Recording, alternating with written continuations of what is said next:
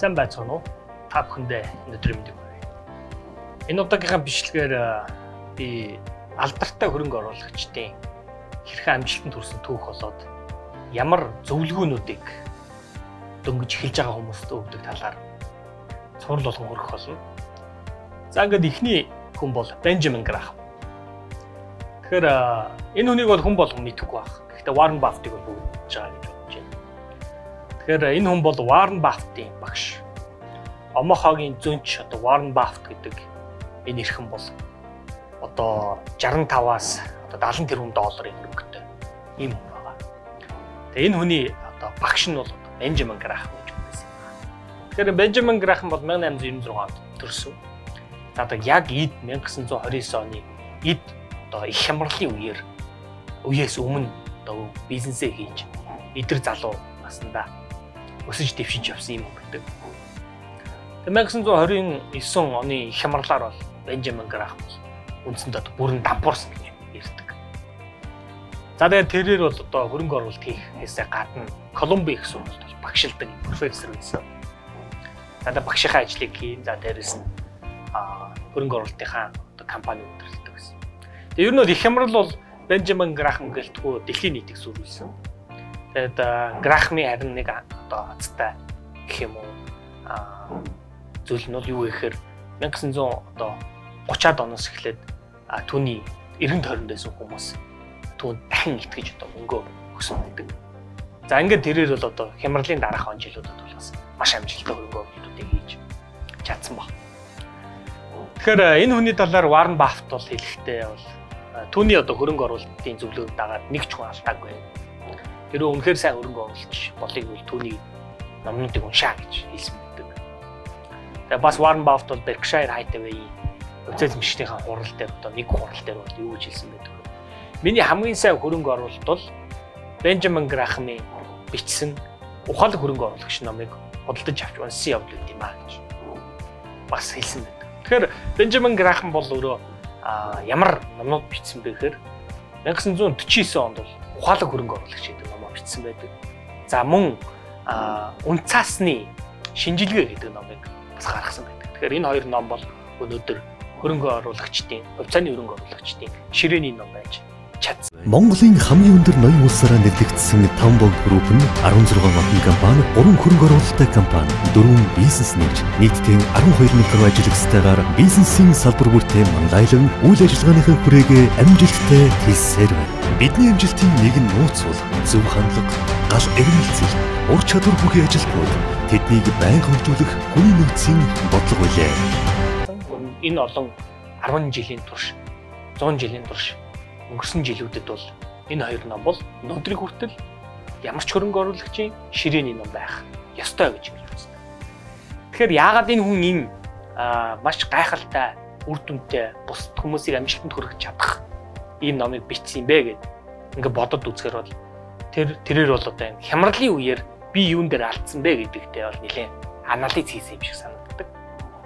За ингээд мэдээж тэр өөрийнхөө алдсан туршлага дээр үндэслээд бичсэн энэ номнууд нь бол дэлхийн санхүүгийн зах зээлийн түвшинд маш том хараар бичигдсэн тэр их хямралын үеэр хэрхэн одоо ямар алдаа гаргаж ямар эсэлд орсон бэ гэдэг өнцгөөс нэг талаас нь хараад нөгөө талаас нь яавал дахиж ийм хямралын үеэр би мөнгө алдахгүй байх вэ гэдэг өнцгөөс бас харж энэ номоо бичсэн болов. Тэр утгаараа энэ номнууд нь өнөөдрийг хүртэл хүн болгоны одоо хөрөнгө оруулагч болгоны ширээний ном болж чадсан бахаа гэж бодож байна. За тэгээд Intelligent Investor буюу одоо ухаалаг хөрөнгө оруулагч хэмээх энэ номонд бол Бенджамин Грахам бол Margin of Safety гэдэг ийм ойлголтыг анх удаа бичсэн байдаг. За энэ бол юу вэ гэхээр одоо шууд үгшлээд орчуулах юм бол одоо найдвартай ашиг гэдэг ч юм уу те иймэрхүү байдлаар орчуулж болж байгаа. Энийний цаад удаг санаа бол юу вэ гэхээр зарим тохиолдлуудад зарим үедэд бол хувьцааны зах зээлийн үн бол өөрөө тэр хувьцааны бодит үнцнээс бол хямдхан байдаг. Яг ийм хувьцаануудыг л олж авч хөрөнгө оруулах хэрэгтэй гэсэн юм санааг бол хэлдэг. Тэгэхээр хувьцааны зах зээлийн үн болон бодит үнцэн гэдэг хоёр ойлголт гарч ирж байна. Тэгэхээр хувьцааны зах зээлийн үн гэдэг нь бирж дээр явж байгаа хувьцааны үнийг хэлж байгаа. Бодит үнцэн гэдэг бол суурь судалгаа шинжилгээ хийгээд тэндээс гарч ирсэн тоон үзүүлэлтийг бол хийдэг. Тэгэхээр бодит үнцэн нь одоо 500 байгаа хувьцаа хөрөнгөний биржээр 400, 300, 200-аар арилжаалагдаж болно. Тэгвэл бодит үнцэн нь 500 байгаа бол бирж дээр байгаа энэ 200, 300 төгрөгийн нь бол ирээдүйд 500 хүрнэ гэдэг ийм ухагтхан ойлголтыг бол Бенжамин Грахам бол энэ номонд тусгасан байдаг. За тэгээд мөн нөгөө нэг номны хувьд бол үн цасны шинжилгээ гэдэг ном байгаа.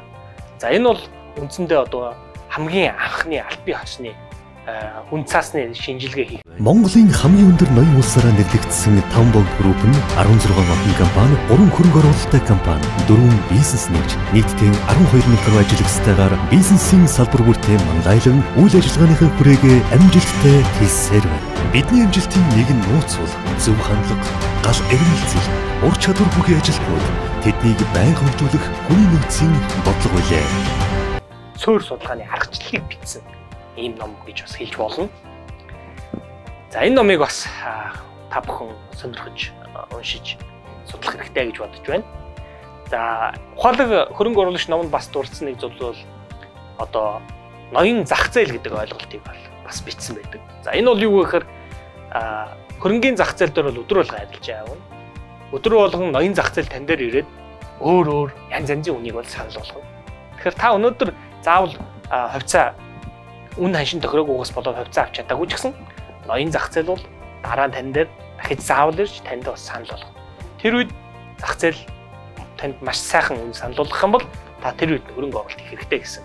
Ийм бас утга агуулгыг хэлсэн байдаг. За мөн Бенжамин Грахамын бас нэг том зөвлөгөө бол хувь хүн бол спекулятор байж болохгүй. Хувь хүн бол хөрөнгө оруулагч байх хэрэгтэй гэж зөвлөсөн байдаг. За спекулятор гэдэг бол ханшийн богино хугацааны ханшийн давлгаан дээр, савлгаан дээр тоглож ашиг олохыг бол хийж байгаа. Тэгэхээр хувь хүн бол тэр болгоныг ялангуяа одоогийн шиг ийм өндөр технологи хөгжсөн хөрөнгөний зах хөгжсөн ийм орчинд бол хувь хүн болгон тэр ханшийн давлгаа болгон дээр тоглож ашиг хийн гэдэг бол маш их эрсдэлтэй юм аа. Тэрний оронд бол доод тал нь одоо 2-3 жилээр хараад урт хугацааны хөрөнгө оруулалт хийх нь бол илүү оновчтой байх болно гэдэг энэ зөвлөгөөг бол бас Бенжамин Грахам өөрийнхөө амьдралынхаа одоо туршлагаас үндэслэж хэлсэн байт юм аа. За ингээд та бүхэнд Бенжамин Грахамын талаар товчхон танилцууллаа. Үн цасны одоо шинжилгээ болон ухаалаг хөрөнгө оруулагч номыг та бүхэн олж уншиж сонирхорой. За тэгээд энэ хүнийг бол дэлхийн нийтээр үн цасны шинжилгээний эцэг гэж ингэж нэрлсэн байдаг. Тэгэхээр энэ хүний хөрөнгө оруулалтын үндсэн философи бол компани санхүүгийн тайлангуудыг хараад тань дээр тоон дүн шинжилгээ хийж тодорхой аргачлалын дагуу ирээдүйд өсөх боломжтой хувьцаануудыг тодорхойлж хөрөнгө оруулалт хийдэг нь бол энэ хүний хөрөнгө оруулалтын гол онцлог юм аа. Анхаарлаа хандуулсан байлаа.